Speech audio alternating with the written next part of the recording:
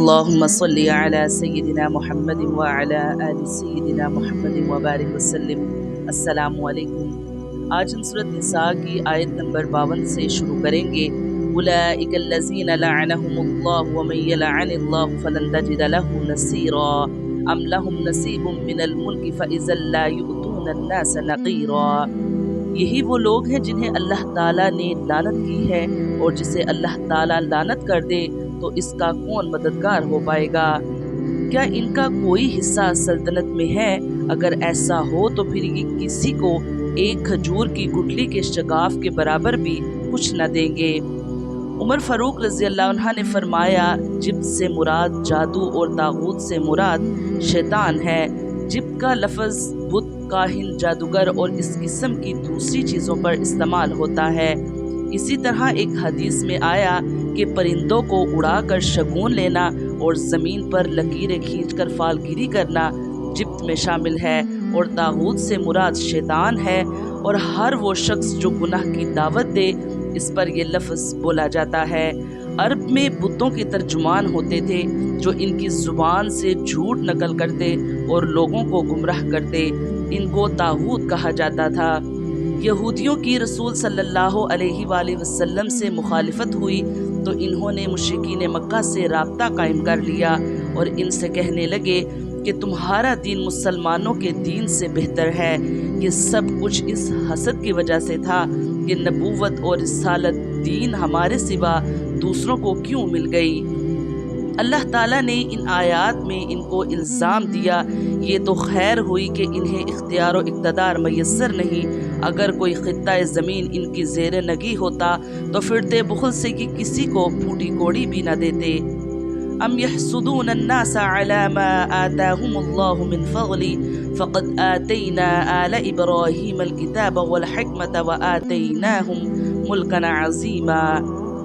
یہ لوگوں سے حسد کرتے ہیں اس پر جو اللہ تعالیٰ نے اپنے فضل سے انہیں دیا ہے، بس ہم نے تو آل ابراہیم کو کتاب اور حکمت بھی دی ہے اور بڑی سلطنت بھی عطا فرمائی ہے۔ یعنی اللہ تعالیٰ اپنی حکمت کے تحت جس کو مناسب سمجھتا ہے نبوت اور خلافت و حکومت کے اعزاز سے سرفراز فرماتا ہے۔ چنانچہ اس نے ابراہیم علیہ السلام کو نبوت و حکمت عطا فرمائی اور ان کی اولاد میں یہ سلسلہ جاری رکھا۔ چنانچہ ان میں سے بعض مثلاً حضرت داؤد علیہ السلام اور سلیمان علیہ السلام نبی ہونے کے ساتھ حکمران بھی بنے۔ اب تک ان کے صاحبزادے حضرت یعقوب علیہ السلام کی اولاد میں نبوت و حکومت کا سلسلہ جاری رہا ہے۔ اب اگر ان کے دوسرے صاحبزادے حضرت اسماعیل علیہ السلام کی اولاد میں حضرت محمد مصطفیٰ صلی اللہ علیہ وآلہ وسلم کو یہ اعزاز بخش دیا گیا تو اس میں اعتراض یا حسد کی کیا بات ہے؟ فَمِنْهُمْ مَنْ آمَنَ بِهِ وَمِنْهُمْ مَنْ صَدَّ عَنْهُ وَكَفَى بِجَهَنَّمَ سَعِيرًا۔ پھر ان میں سے بعض نے تو اس کتاب کو مانا اور بعض اس سے رک گئے، اور جہنم کا جلانا کافی ہے۔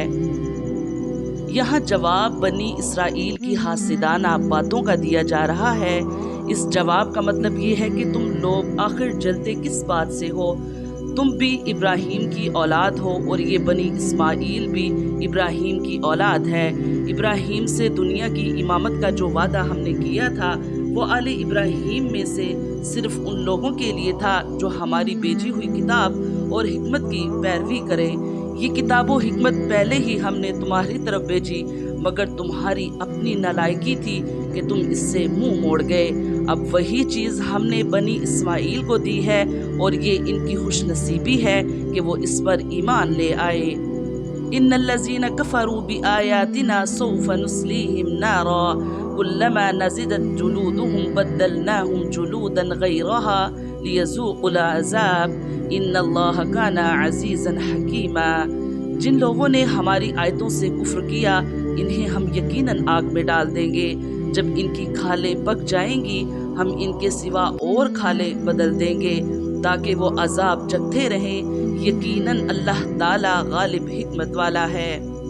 یہاں بتایا کہ یہ سزا اہل کتاب کے ایک گروہ ساتھ مخصوص نہیں ہے، بلکہ سب کفار کو ملے گی۔ اہل جہنم کے عذاب کی سختی بیان کرنا مقصود ہے۔ اللہ ہی بہتر جانتا ہے کہ اتنی تیز آگ میں ان کے چمڑے ایک ایک لمحے میں کتنی کتنی بار جل کر دوبارہ تبدیل ہوں گے۔ صحیح حدیث سے ثابت ہوا کہ جہنمیوں کا جسم بہت بڑھا دیا جائے گا۔ کافر کے کان کی کونبل اور کندھے کے درمیان 70 سال کا فاصلہ ہوگا۔ اسی طرح فرمایا کافر کی داڑھ احد پہاڑ کے برابر ہوگی اور اس کی جلد کی موٹائی 3 دن کے فاصلے کے برابر ہوگی۔ والذین آمنوا وعملوا الصالحات سندخلهم جنات تجری من تحتها الانہار خالدین فیہا ابدا لهم فیہا ازواج مطہرۃ وندخلهم ظلا ظلیلا۔